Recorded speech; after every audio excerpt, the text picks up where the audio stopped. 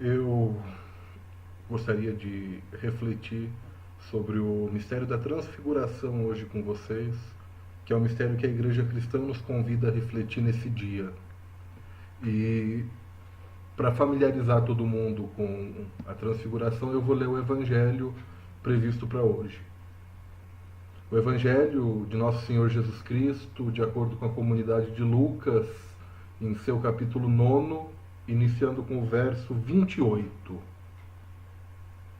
8 dias depois dessas palavras, tomou Pedro, João e Tiago e subiu a um monte para orar.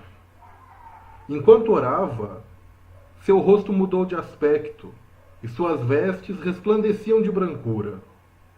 2 homens falavam com ele, Moisés e Elias, que apareceram gloriosos e comentavam o êxodo que iria se consumar em Jerusalém.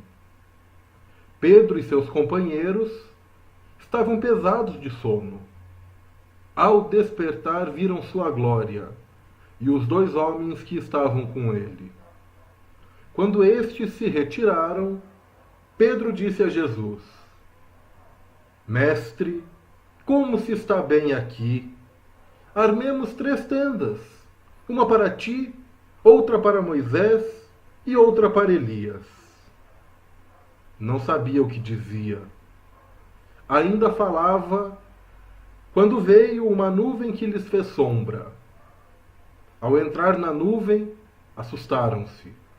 Da nuvem veio uma voz que dizia: Este é o meu filho escolhido, escutai-o. Ao ressoar a voz, Jesus se achava sozinho. Eles guardaram silêncio e, por enquanto, não contaram a ninguém o que tinham visto. O Evangelho do Senhor.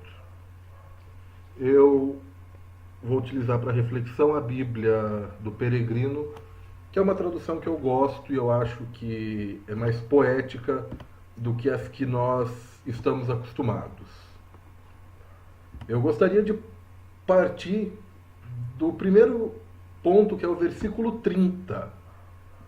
2 homens falavam com ele. Eram Moisés e Elias.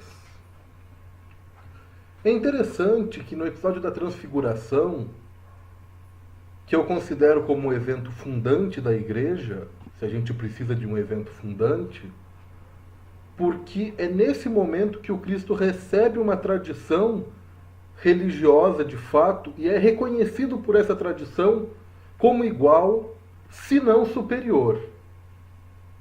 Moisés prefigura toda a lei, é o homem que caminhou com o povo de Deus no deserto, é o homem que guiou o povo de Deus, é o único homem que falou face a face com Deus e não morreu. Elias, um exemplo de profeta, num só dia matou 400 profetas de Baal e ainda tirou sarro deles. Elias não viu a Deus. Foi levado numa carruagem de fogo e não morreu, tal qual Moisés também não morreu. Segundo a tradição, foi elevado em vida no Monte Nebo. Só que Elias viu a Deus de costas. E é interessante que esse Deus, que para Moisés é glorioso, porque quando ele desce da montanha, ele tem que cobrir o rosto para que o povo consiga falar com ele, e isso é o que a gente lê lá em Êxodo, no trecho previsto para a data de hoje. Elias descobre um Deus simples. Deus não está no furacão, Deus não está no terremoto, Deus não está no fogo. Deus está na brisa. Meus irmãos, o homem que viu Deus em glória, que é Moisés, e o homem que viu Deus na simplicidade, que é Elias, estão agora conversando com Jesus e reconhecendo nele a figura de um Salvador. Esse é o primeiro ponto, o reconhecimento. Quando eu saí para peregrinar, muita gente achava que era loucura. Mas há uma tradição histórica, eu não criei isso da minha cabeça. E a reflexão que eu faço agora é essa. Nós, enquanto homens de fé, não podemos criar da nossa cabeça. O que nós criamos da nossa cabeça é vão. As tradições milenares religiosas estão aí para nos indicar isso, que há um caminho que já foi trilhado e a gente nega esse caminho muitas vezes. A primeira lição do evento da Transfiguração, portanto, é a continuidade da obra de Deus. Deus faz uma obra contínua. Por isso que Moisés e Elias vão lá.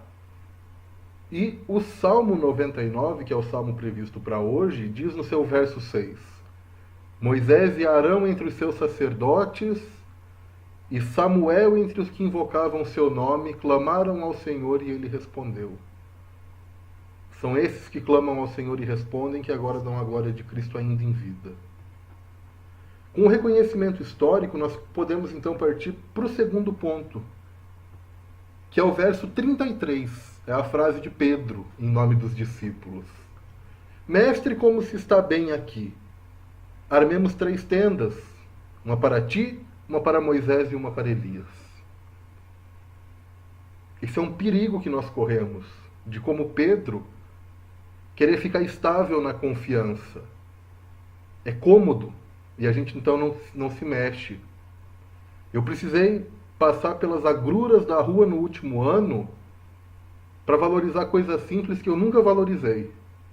E uma colega minha, quando me encontrou esse ano em Sorocaba, comentou comigo que depois de muitos anos eu estava humilde, eu não tinha mais empáfia. Meus irmãos, então, o segundo ponto é a comodidade. Nós vivemos um momento crítico politicamente no Brasil e é cômodo reclamar do governo e não fazer nada. É como se nós estivéssemos com Pedro e disséssemos: tá bom do meu jeito aqui, então vamos fazer uma tenda e ficar aqui. E aqueles que vão às ruas e reclamam são os baderneiros. Não estou fazendo um discurso petista. Não estou fazendo um discurso de volta Lula, volta lulismo. Não. É um discurso em que nós nos acomodamos. Os únicos que não se acomodaram são os que ainda estão na rua. Não para pedir a saída do presidente, ou a permanência, ou que ele morra, ou o que quer que seja, mas porque não estão cômodos. É um risco muito grande nós, enquanto homens de fé e cristãos, nos acomodarmos e acharmos que as coisas vão ficar como estão, ou que Deus vai descer numa nuvem e vai mudar tudo. É por isso que quando Pedro diz: é bom estar aqui, vamos fazer 3 tendas, a nuvem os envolve e impele eles a descer. A nuvem, na tradição bíblica, é a teofania de Deus. Por isso, agora há pouco, quando eu falava de Elias e da manifestação de Deus, eu disse: Deus vem na brisa para Elias. Deus vem na nuvem para os discípulos. Os discípulos não contemplam Deus face a face. A nuvem impede de ver o rosto de Deus. Mas a nuvem diz: é o meu filho amado, escutem. O que é que o Cristo tem para nos dizer? Já que o Cristo não fala nesse evangelho as atitudes. O Cristo é reconhecido, recebe uma tradição e não deixa os discípulos se acomodarem quando eles querem dizer que está tudo perfeito, está tudo lindo e maravilhoso. Não está lindo e maravilhoso. Não vai ficar lindo e maravilhoso aqui na Terra também. É imbecil quem acredita que isso aqui vai ser um dia um lugar lindo e maravilhoso. Mas não é por causa disso que nós vamos deixar que a coisa se perca e vire uma bandalheira. Não é porque a gente sabe que pobres sempre vão existir, como Cristo fala no Evangelho, que a gente vai favorecer a pobreza. Porque se nós acreditamos na palavra do Cristo dizendo que pobres sempre o tereis, a gente também acredita que amai-vos uns aos outros como eu vos amei.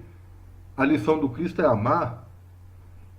Quando a gente se acomoda como Pedro quer se acomodar, a gente deixa de amar. A gente passa a fazer qualquer outra coisa, menos a amar, porque amor é ação.